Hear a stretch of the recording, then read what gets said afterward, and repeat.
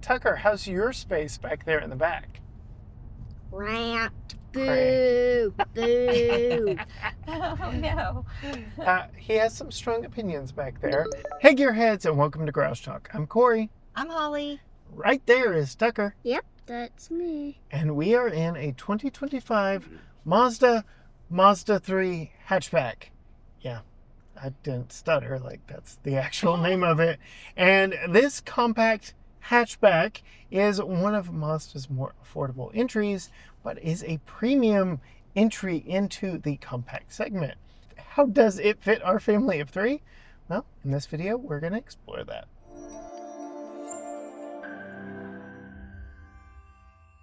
All right, Holly, we've been living with this one. It's a second go-round for essentially the exact same vehicle 2 model years down the road. I'm very curious if your opinions have changed now that we've sampled a lot more vehicles since then. Start outside. What are your thoughts on the style of this 25 Mazda3 hatchback?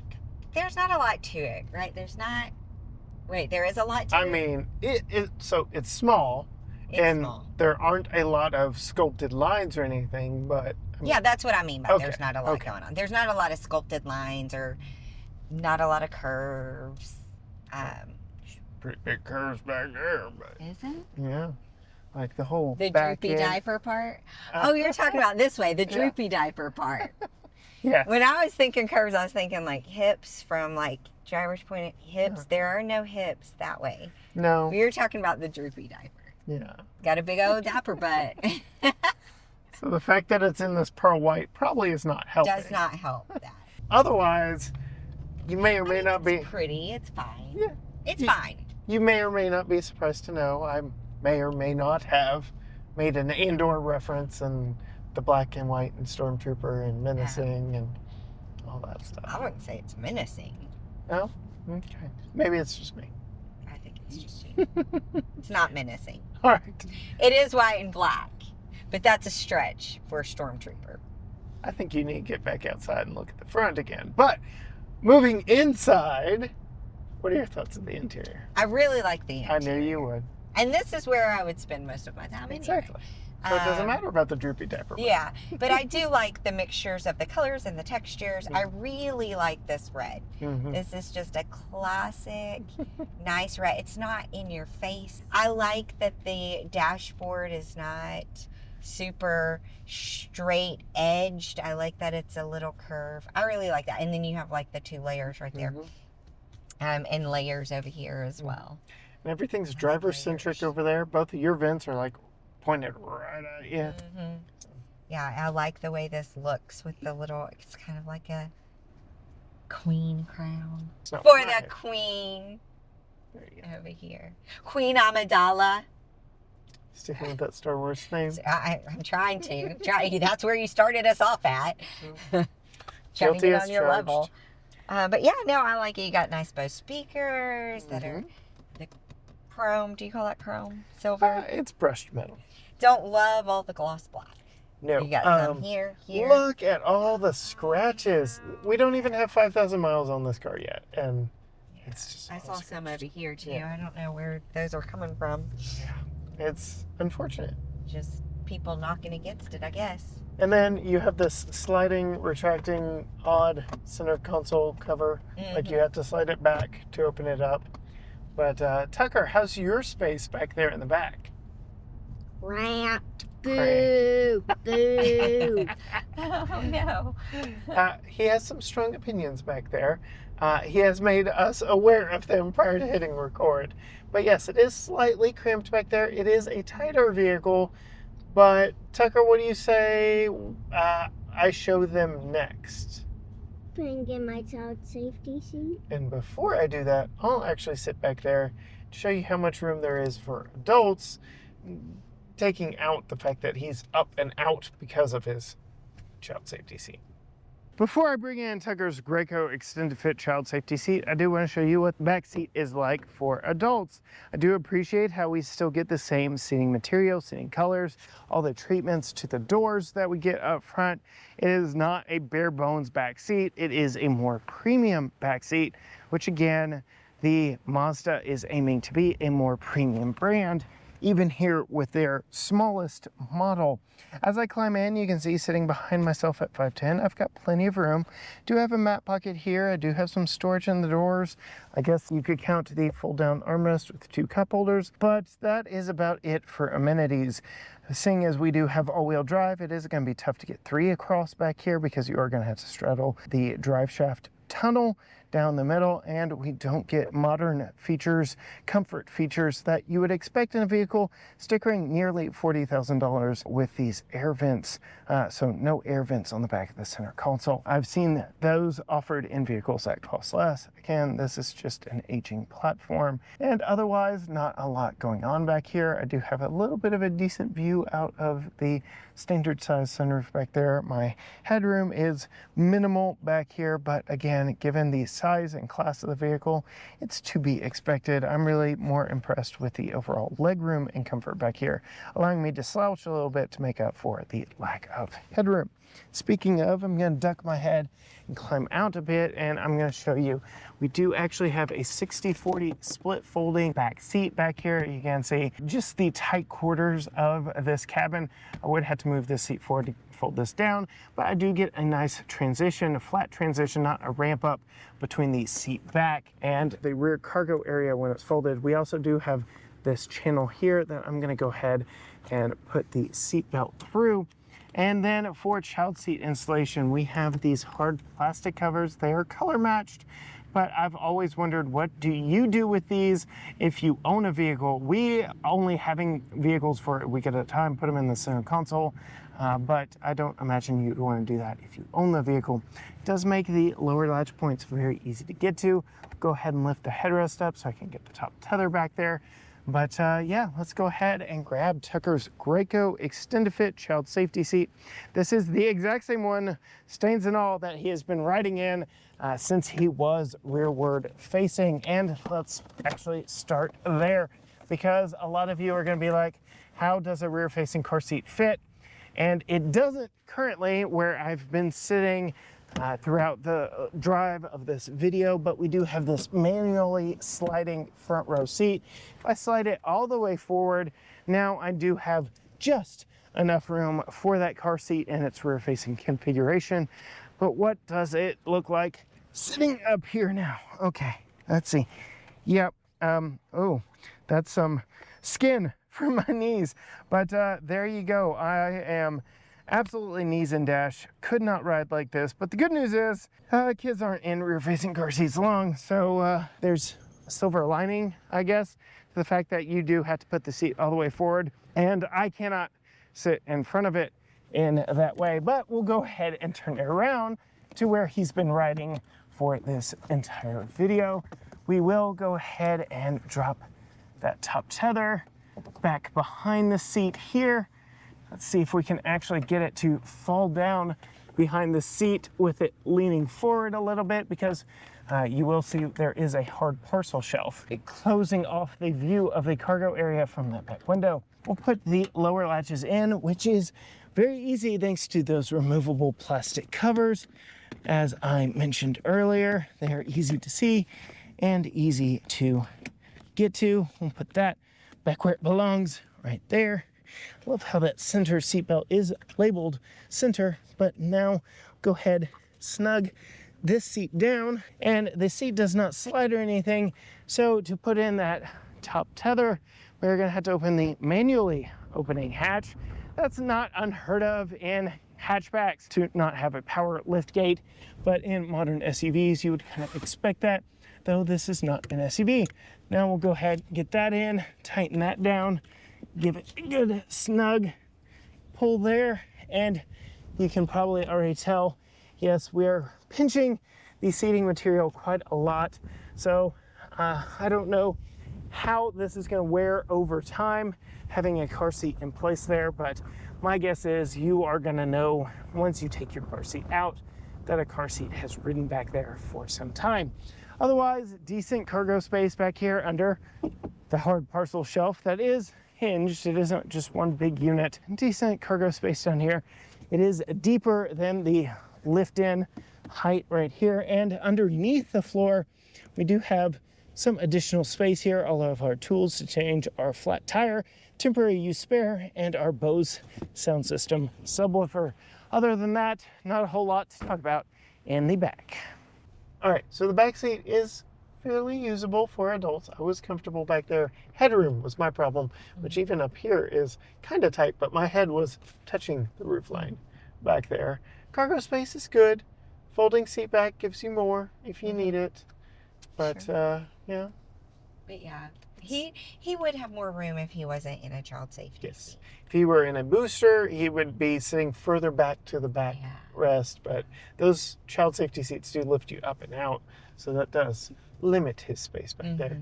And surprise of all surprises, not really.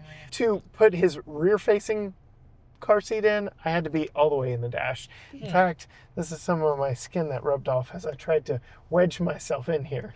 So, slightly disgusting, but I had to wedge myself in here. I think I wouldn't have shared that. I wouldn't have either, but it caught it on camera. I couldn't hide it, and I wasn't about to reshoot it. So, there you are. Real life here at GT Garage Talk. We don't hide or sugarcoat anything. You've got a chi wireless charger back there, but if you have 2 drinks, good luck getting your phone, right? Yeah. You shouldn't be texting and driving anyway. Well, I'm not saying texting and driving. Shouldn't need your phone. I mean, it's got a nice head-up display. yeah, with lots of pertinent information, including visual warnings if someone's in your blind spot, which is nice. Traffic sign recognition, which is nice. We have Apple CarPlay, Android Auto on a wireless system here, and it is touch screen, even while in motion. That's something that Mazda's gone kind of back and forth on. But we also have, what's your favorite thing down here? Oh yeah, I like the little knobby thing. Command knob. Oh, the command knob. Yes. Now you distracted me with a command knob. Yes, but command knob for The end controlling of the day, that. I can't speak. But yeah, I do like having, as a person with short arms, and this is kind of further back, it's safer for me to have a knob down here. I also like the gear shifter too. That's fun. You don't see them like this very much, or gear shifters at all anymore. Yeah, it's all dials or buttons. Yeah. So I like that.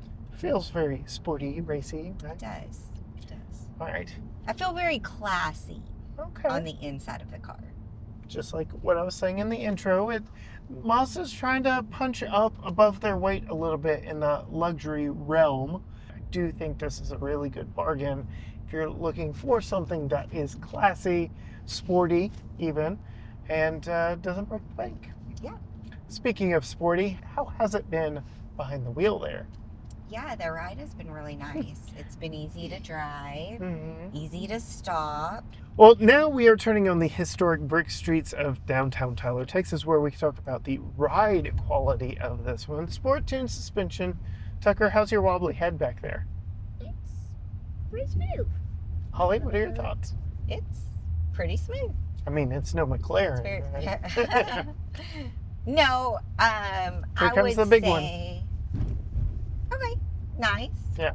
Yeah, kind of muffles the sound a little, not too jerky. It's a comfortable vehicle with You a could- sporty yeah. intent. Yes, yeah, I would say you could feel the sporty intent, but not too bad. I would say it's average. Yeah. Not, Rides over this quite not super smooth, and it's not going to beat you up. Yep. Ride is smooth, but how is the engine, transmission, drivability, and power aspect of it? Well, the power was surprising. Okay. I guess it's okay if I say that. Like, we're also driving around a Chevy Blazer, and that's we've had Blazer that one, EV. Blazer EV, and we've had that one for longer, so I've kind of gotten used to how it drives and stuff like that. So when I got in here and I put my foot on the gas, it was a little like, oh, and I did it a couple of times before I was like, okay, I gotta get used to driving this car. It's eager. It's eager. Very eager. All-wheel drive, 6-speed automatic transmission. It has more power if you put premium fuel in it. So there's that. But you don't have to have premium. Right, you do not have to have premium fuel. So it is an option. So, but Nice. fun to drive. Fun to drive. And you've already alluded to feeling classy driving this one around. I do feel classy driving. I think it's the design and The Merlot red, as The I've been calling it. Merlot. Storage space. We haven't really talked about it too much. I talked about the sliding center console and the odd placement of the wireless charger. We've got a damped glove box that falls down on my knees, but decent space. What else? What else? Fuel economy. I can see we're averaging 20.3 mpg right now. I'm going to pull up the window sticker is unfortunately for Tucker on my phone. It's rated at 23 city, 31 highway, 26 combined. I will say that 20.3 does include my review of it today, which did involve sitting around while it idled and kept me cool on a warm spring day here in East Texas. So I believe these numbers are fairly accurate. And like I said, you can put premium in it, you get more power. But you're paying more. And you don't have to put premium in it. Are we to the price yet? I think so. Before we get too far into it, since I do have the window sticker here in front of me, I joked, I've been calling this Merlot red. You want to know what Mazda calls it on the window sticker? Merlot red. Red. Oh. You want to know what they call the exterior color? White. Snowflake white pearl. Snowflake white pearl. Just had to get I that feel out. like you need to choose. Yeah. Pearl or snowflake. Not a snowflake white pearl. It's a That's pearl. too much. You're saying white 3 different times. But the pearl white is the fact that it's not just a flat white like the Traverse up there. It's a pearlized white. Okay, I forgive them. Okay. Now on to price. Okay. We have heated seats. You have 2-person memory. You have head-up display, which you like. No sunshades in the back window. No air vents. Camera button right Yeah, there. no air vents in the back seats No. either. Well, it's so small. He's practically in my lap. It has real gauges on the sides, Mhm. not the middle though. No.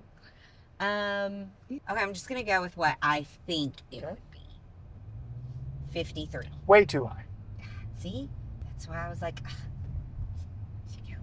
way too high. Mm-hmm. Okay. 38.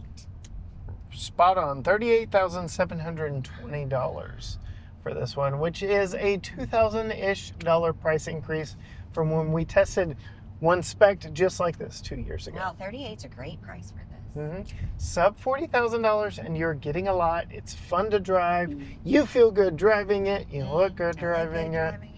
So, I mean, there's a lot going on here for an aging platform. I don't know how much longer we have before this one gets a full update, or whether or not Mazda keeps making it, because small cars, hatchbacks really are going by the wayside, and more people are looking at the CX-30, which is essentially a taller version of this. It's like they just stretched it taller. That's about it. It's more traditional. Plus you get a power lift gate, which I already know you have not messed with it, but you would be like, what is this, 1984? There it is. So that's not a power lift gate? No. Oh man, it is worth 38. Oh. Well, if you want to know more from Holly, you can find her on Facebook and Instagram at Female Consumer. You can go check out Tucker's YouTube channel at Tucker's Talk. You can go read about all the things that we're testing, see all our pictures at gtgaragetalk.com, or you can find us on all social media platforms, Facebook, Instagram, X, TikTok, Threads, YouTube, you name it. Everything is at GT Garage Talk, or yes, you can find the links at gtgaragetalk.com. But as for us, in the 2025 Mazda3 hatchback. Until next time, gearheads. Bye.